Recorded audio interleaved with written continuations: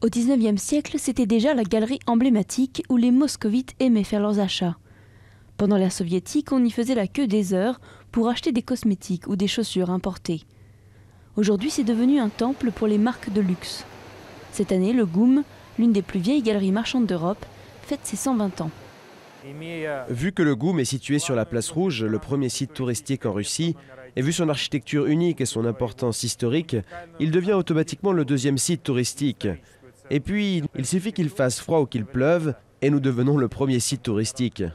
L'Union soviétique a disparu, mais la direction actuelle cultive la nostalgie pour attirer les visiteurs. Dans cette épicerie fine, tout, des tenues au décor, rappelle les années 50.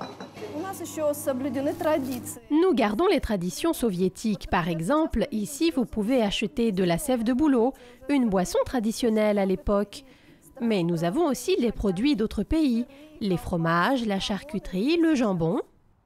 La façade qui surplombe la Place Rouge fait près de 250 mètres de long.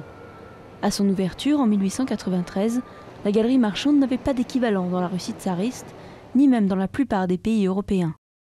L'architecte Alexandre Pomerantsev l'avait conçu sur le modèle des passages parisiens. Dans les années 30, Staline ferme les boutiques, remplacées par des logements destinés aux fonctionnaires.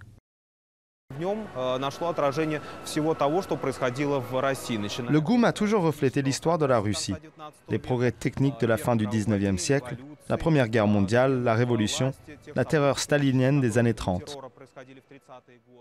Il faut attendre la mort du dictateur soviétique en 1953 pour que le GUM redevienne le magasin le plus prestigieux en URSS. Aujourd'hui, le GUM attire chaque année environ 15 millions de visiteurs dans ses 400 magasins, cafés et cinémas répartis sur 3 niveaux.